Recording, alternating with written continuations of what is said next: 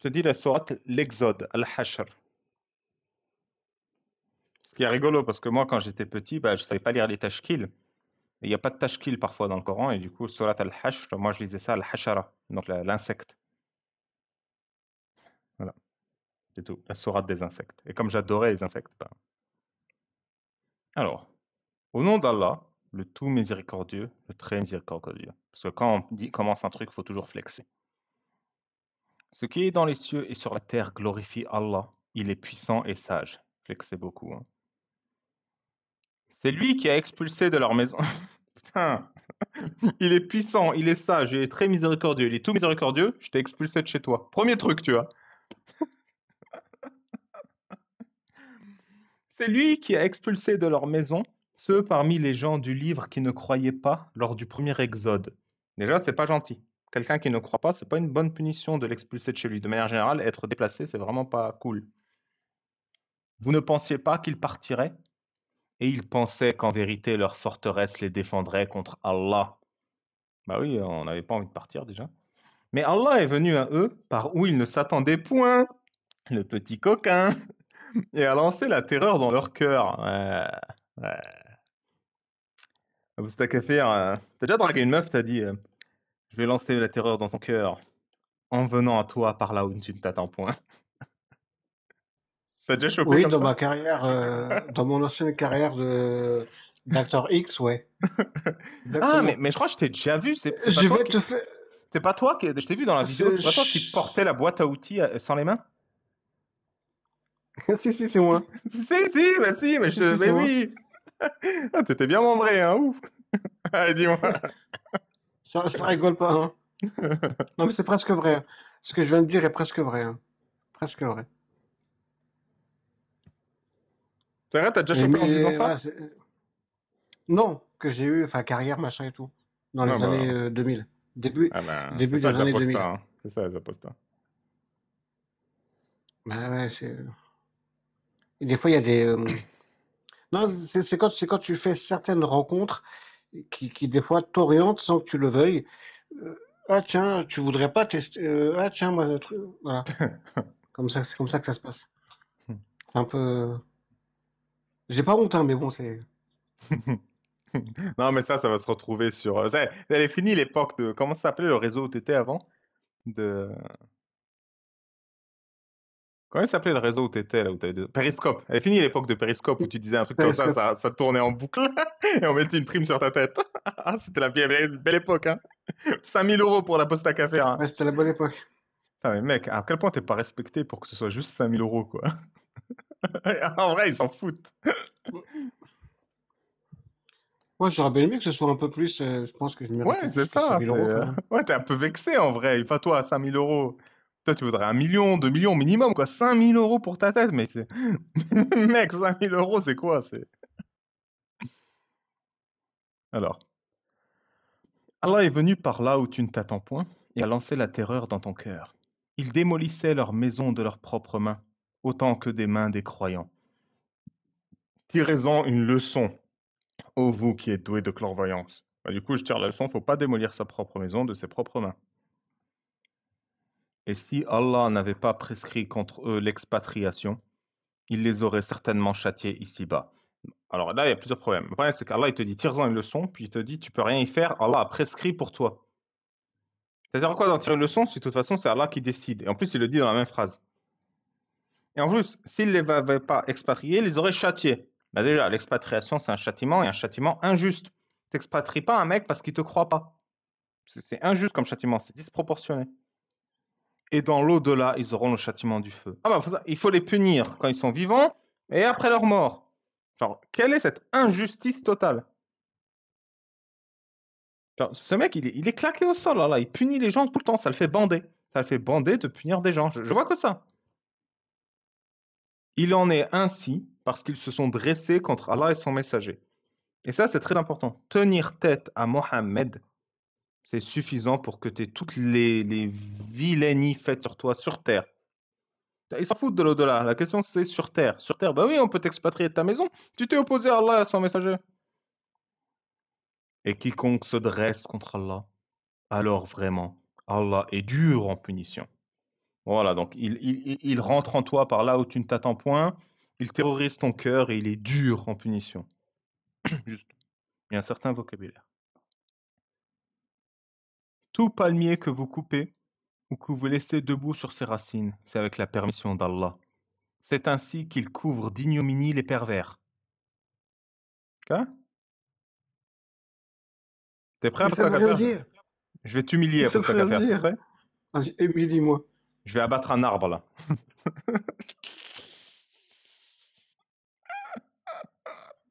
T'as pas oublié un A dans ton mot là? Oh, oh, oula, oula, oula, oula, oula, attends, je te bloque. Ah, putain, pourquoi il a pas encore sauté le live? Le butin provenant de leurs biens et qu'Allah a accordé sans combat à son messager, vous n'y avez engagé ni chevaux ni chameaux. Mais Allah donne à ses messagers la domination sur qui il veut. Et Allah est omnipotent. Voilà. Donc si tu... En fait, Mohammed, quand il avait une armée, il attaquait. Et s'il y avait combat, bah, tu avais un cinquième du butin pour Mohammed, plus un morceau de choix entre une esclave, un âne ou un chameau. Mais si l'ennemi se rendait sans combat, 100% revient à Mohammed. C'était ça la règle. Et c'est pour ça que Allah il l'explique dans le verset. Il dit le butin provenant de leurs biens est accordé à son messager s'il n'y a pas de combat. Voilà. Le butin provenant des biens des habitants des cités, c'est-à-dire le pillage, hein, il a volé les affaires des gens, qu'Allah a accordé sans combat à son messager appartient à Allah, au messager, aux proches parents du messager, aux orphelins, aux pauvres et aux voyageurs en détresse, que le messager se fera une joie de redistribuer selon des savants calculs dont lui seul a le secret. Afin que cela ne circule pas parmi les seuls riches d'entre vous. Non, faut pas que ça circule pas parmi les riches, faut que ça reste à Allah, au messager et à ses proches parents. Prenez ce que le messager vous donne et ce qu'il vous interdit. Abstenez-vous-en. Et craignez Allah, car Allah est dur en punition. Je crois que t'es pas le seul qui a failli avoir une carrière porno à post faire.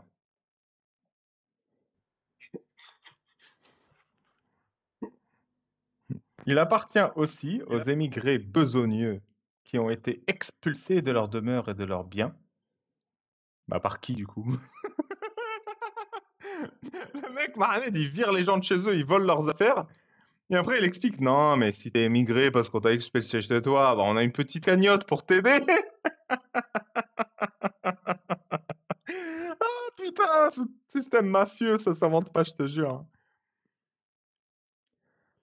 Tandis qu'il recherchait une grâce et un agrément d'Allah, et qu'il portait secours à la cause d'Allah et à son messager. Ceux-là sont les véridiques. Il appartient également à ceux qui, avant eux, se sont installés dans le pays et dans la foi, qui aiment ceux qui émigrent vers eux, et ne ressentent dans leur cœur aucune envie pour ce que les immigrés ont reçu, et qui les préfèrent à eux-mêmes, même s'il y a pénurie chez eux. Quiconque se prémunit contre sa propre avarice, ceux-là sont ceux qui réussissent. En fait, là, il est très intéressant le tafsir de ça. En fait, Mohammed, il pillait avec ses guerriers, les Ansar, et il leur donnait rien. Et quand les Mécois qui avaient un train de vie riche bah, venaient, les Médinois, pardon, venaient à la Mecque, non, les Mécois venaient à Médine, Mohammed leur donnait beaucoup d'argent parce qu'il savait qu'ils aimaient l'argent et que c'était pour les acheter. Il y a même un verset du Coran qui dit achète le cœur des mécréants avec de l'argent, tu vois. Et du coup, ils ont dit, mais attends, Mohammed, nous, on bosse pour que dalle. Et quand il y a tes potes là d'il y a 10 ans qui viennent et qui t'avaient abandonné, tu leur donnes du pognon. Et du coup, Allah, il descend le verset. Ne ressentez aucune envie pour les immigrés et ceux qu'ils ont reçus, parce que Mohammed, il leur donnait beaucoup de pognon. Et il faut les préférer à vous-même, même s'il y a pénurie chez vous. Donc ses potes étaient littéralement en train de crever de faim, les Ansar qui l'ont aidé, qui l'ont accueilli, qui l'ont protégé. Et les riches qui venaient de Médine, bah, ils leur donnaient du fric. Et ils disent non, mais il faut pas être jaloux, c'est les calculs d'Allah, tu comprends pas. Et il appartient également à ceux qui sont venus après eux en disant Seigneur, pardonne-nous, ainsi qu'à nos frères qui nous ont précédés dans la foi, et ne mets dans nos cœurs aucune rancœur pour ceux qui ont cru. Seigneur, tu es compatissant et très miséricordieux. Voilà. Faut pas avoir de rancœur envers ceux qui ont cru et qui ont reçu du pognon de Mohammed et pas toi. Non, faut pas. Même si tes gosses, ils crèvent la dalle, c'est pas grave. N'as-tu pas vu les hypocrites?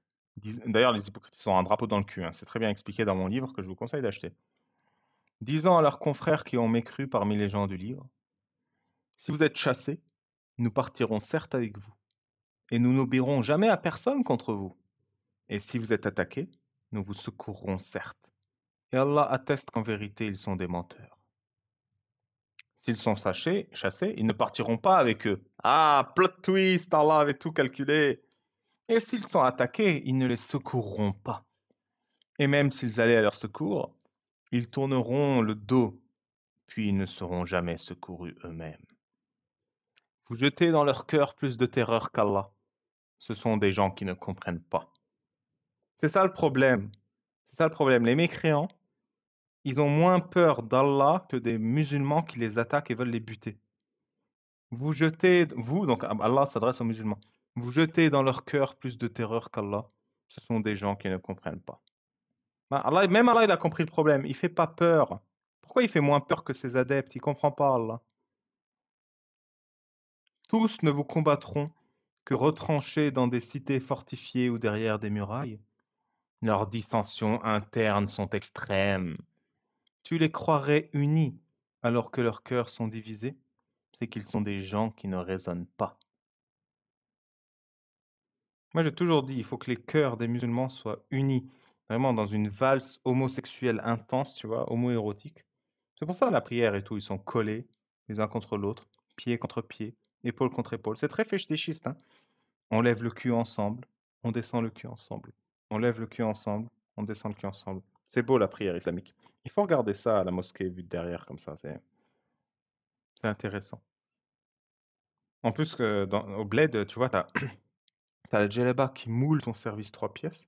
Surtout avec la chaleur, bah, tu as la transpi comme ça, du coup, tu as les marques de service 3 pièces. Comme ça, quand le mec il lève le cul comme ça, tu vois tout. Franchement, c'est une expérience homosexuelle à faire au moins une fois dans sa vie. Tu vois, c'est comme aller à Berlin au Berghain. Je te laisse faire l'expérience. Tu me fais un retour écrit, circonstancié, et après je déciderai peut-être de, de- de passer le cap. Mais je préfère te laisser faire l'expérience en premier. L'expérience de quoi? De ce que tu dis là. Lever le cul en synchro, mais je l'ai déjà fait, hein, c'est la mosquée, ça.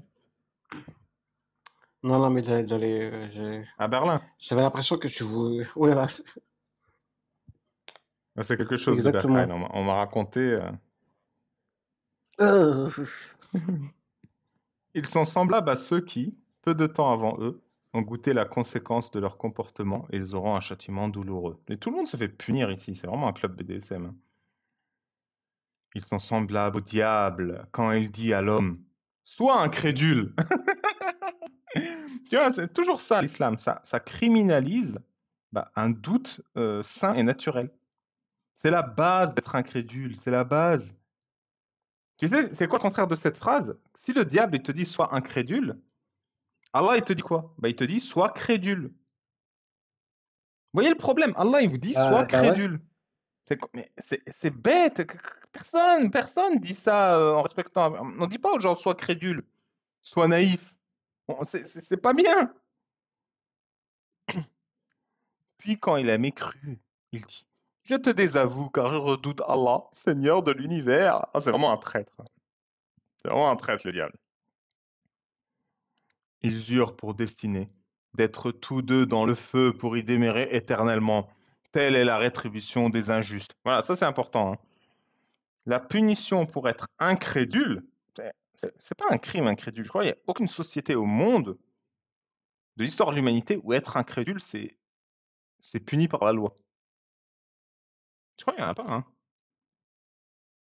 Alors ça n'existe pas une société où on te félicite pour être crédule et on te punit pour être incrédule. Tu vois, à Il doit y tel avoir point, c'est la insignifiant. Corée du Nord. Il doit y avoir la Corée du Nord avec la dynastie des Kim. Il doit y avoir quelque chose qui se rapproche de ça quand même. Mais bon, on tombe dans quelque chose qui est un peu spécial, la Corée du Un Nord. peu extrême, non? Bon, D'ailleurs, pour moi, c'est pour moi, c'est le pays, la Corée du Nord, qui se rapproche le plus d'un pays qui ressemblerait à un pays 100% gouverné par l'islam. Oui, oui, bah c'est vrai. C'est vrai. C'est la Corée du Nord. C'est vraiment. Tu sais que la Corée du Nord, bon, je sais que tu le sais, hein, donc c'est rhétorique ce que je dis. Si jamais tu plies un journal dans lequel il y a une photo d'un Kim, tu peux avoir des conséquences extrêmement graves Ouais, sur toi et ta famille. ouais. Bah, il y a le mec là, il y a l'Américain qui avait récupéré une photo du parti dans son hôtel et ils l'ont torturé, ils l'ont renvoyé dans le coma aux States après, hein. Ouais, ouais, c'est ça. Le mec, il réalisait même pas, tu sais, il visitait la Corée du Nord, il a récupéré le poster dans l'hôtel et c'est fini, il servait renseignement, ils l'ont torturé, ils l'ont électrocuté. C'est beau l'islam. Mais tu vois, Allah, pour avoir commis le crime bah, de pas croire, d'être incrédule, ce qui est un réflexe humain naturel et pas du tout mauvais, hein, c'est très très bien d'être incrédule, tu demeures éternellement dans le feu. Il y a toujours ce sadisme, c'est ta récompense, tu vois, la récompense c'est de te brûler, haha, t'aimes bien ton cadeau, haha. C'est sadique un point. Ô vous qui avez cru, craignez Allah. Et ça aussi c'est un point important. Dans l'islam, être incrédule, c'est mal, c'est un pire des crimes. Et avoir peur, c'est la meilleure des qualités. Vous voyez comment ça vous aliène vos valeurs humaines. C'est pas cool d'avoir peur d'un mec. Au contraire, c'est malsain. Mais là, on te fait ça comme si c'était bien. Que chaque âme voit bien ce qu'elle a avancé pour demain. Là, ça veut rien dire parce qu'on voit rien du tout. Et craignez Allah. Tu veux que je te la fasse en entier. Oh, vous qui avez cru, craignez Allah. Que chaque âme voit bien ce qu'elle a avancé pour demain. Et craignez Allah, parce que vous avez oublié. Car Allah est parfaitement connaisseur de ce que vous faites. Et ne soyez pas comme ceux qui ont oublié Allah. Ah bah tiens, je l'ai rajouté, mais en vrai, c'est exact. Attends, mais j'aurais pu écrire le Coran, hein. En vrai, je suis sûr, c'est un mec comme moi qui a écrit le Coran, qui arrêtait pas de déconner. Craignez Allah parce que vous avez oublié. Et du coup, le mec après, il fait, et ne soyez pas comme ceux qui ont oublié. Allah leur fait oublier leur propre personne. Ce sont des pervers. Et ça, c'est encore aussi très important. Quelqu'un qui ne se souvient pas d'Allah est un pervers. C'est ça qu'on enseigne dans l'islam, hein.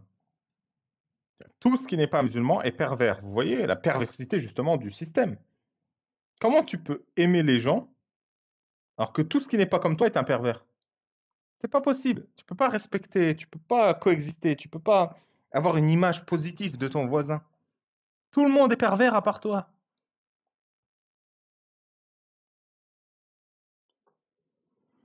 Ne seront pas égaux les gens du feu et les gens du paradis. Oh là là, grosse science, hein. Les gens du paradis seront les gagnants. Ouais, c'est vraiment écrit pour un débile, hein, le Coran. C'est vraiment écrit pour des débiles.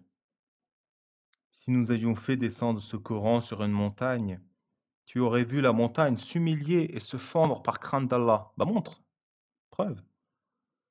Et ces paraboles, nous les citons aux gens afin qu'ils réfléchissent. Cette parabole n'a aucun sens. Montre-nous que la montagne s'humilie et se fend par crainte d'Allah pour qu'on comprenne, pour qu'on constate. S'il te plaît. Mais non, il va pas le faire, c'est une parabole, réfléchis. Ah oui, mais ta parabole, elle pue. Ah, on refait un passage de flex après les menaces. C'est lui, Allah. C'est lui, ah.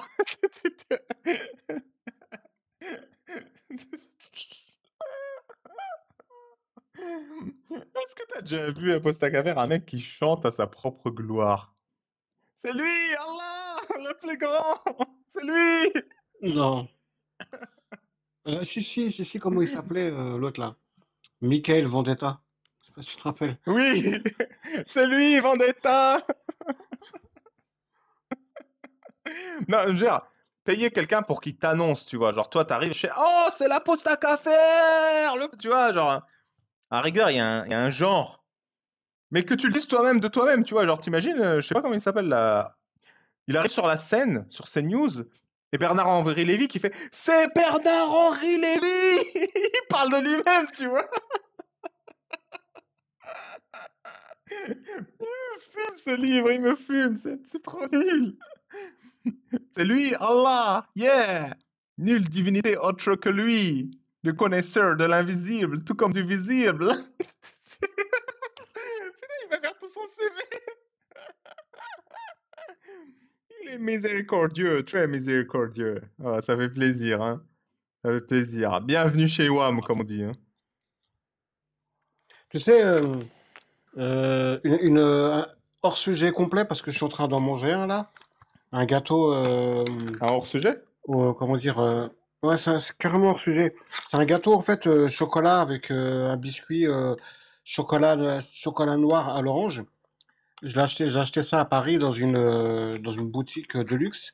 La marque c'est Angelina et les 6 biscuits 35 €. Ok. T'en as 6 et ça coûte 35 €.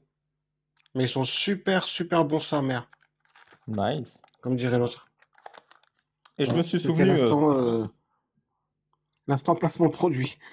Vendetta, c'était la bogossitude. Je crois que c'est un des Exactement. premiers mecs que j'ai connus sur Internet, tu vois. Genre un des premiers concepts, youtubeurs, influenceurs.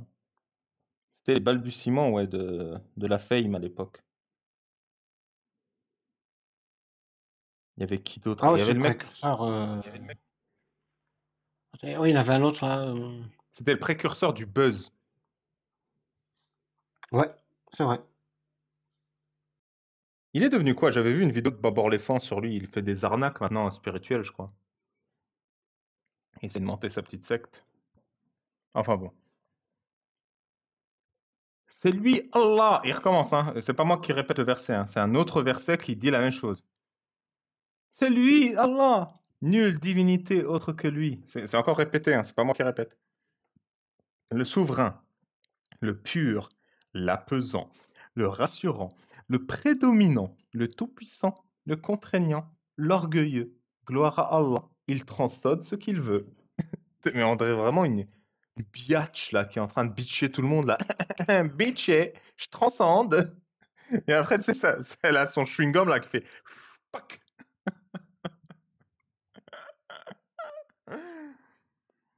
C'est lui, Allah, le créateur, celui qui donne un commencement à toute chose, le formateur. À lui les plus beaux noms. Tout ce qui est dans les cieux et la terre le glorifie. Il est puissant, il est sage. Je vous ai tous bitché. Fin du verset. Des questions? أشهد أن لا إله إلا الله وأشهد أن محمدا رسول الله. Takfir. Allah Akbar. Je sais, on dit takbir, mais moi je dis takfir. Allah Akbar. Moi je dis tazghir, Allahu azghar. Tazrir. Ah oui, c'est. Mais c'est. Comment on peut se. Attention, hein, à n'interpréter pas mal ce que je dis, mais comment on peut se laisser pénétrer le cerveau comme ça avec cette médiocrité, franchement. Même quand tu restes dans le délire, on vient bien de quelque part, on peut pas surgir du néant, il y a forcément une intelligence derrière tout ça, bla bla bla bla. OK, je veux bien, mais sois Ouais, exigeant c'est dans ce ça, qu'on te sois propose. exigeant. Le mec, il fait que se la péter. On te propose un truc, comme l'islam, mais on se moque de toi. On se moque de ton intelligence. On est en train de on est en train de t'uriner dessus en te disant: «Bois, c'est de l'eau». Je sais pas, c'est impressionnant, je comprends pas. C'est ça. Et c'est bien ça, sois exigeant, je vais le réutiliser. Alors quand même, Mais oui, c'est franchement, faut être exigeant. non, mais c'est le Tu fond sais, du moi, fond ce que j'ai lu, hein. Il y a quand rien. j'étais gamin, quand j'étais gamin dans l'islam qu'on avait, moi, dans mon village, qui était un islam très primaire, hein, très primitif. Euh, tu peux rien construire. Tu peux juste, t'es comme dans une salle d'attente de la fin de la vie, quoi. T'es dans une salle d'attente, t'es assis sur un siège hyper pas confortable, il n'y a pas de climatisation, il n'y a rien, et t'es là et t'attends la fin de ta vie. Je te jure. Non, je sais pas, faut être exigeant, bon sang. Je fais Je sais monter pas, tout le monde et je ferme. tu vois, j'en parle de temps en temps de cet exemple, mais l'autre jour, j'ai vraiment vu que grâce à la 5G, ce genre de technologie, ça sert autant pour TikTok et les gens qui ont rien à dire, mais la 5G, elle sert à ce que un chirurgien qui est présent à Pékin pour opérer à cœur ouvert quelqu'un qui est prêt, qui est à New York. T'imagines? Et je veux dire, moi, tu me présentes une religion qui est capable d'inspirer ce type de prouesse, ce type de miracle technologique. Je me dis, waouh, là, on respecte mon intelligence, on respecte ma curiosité parce que c'est quand même une prouesse, t'imagines? Opérer quelqu'un à cœur ouvert, t'es à Pékin et t'opères le gars, il est à New York. C'est un truc de ouf, Ah, hein. tu dis là, respect. Mais non, là, le gars, il te dit qu'il y a un tremblement de terre. Non, c'est parce que vos filles, elles sont pas couvertes dans la rue. Dieu vous envoie un signe parce qu'il veut vous éprouver, il veut vous châtier du temps de votre vie terrestre pour moi vous châtier après. Ah ouais, ah, takfir, Allahu Akbar, Alhamdulillah, Subhanallah.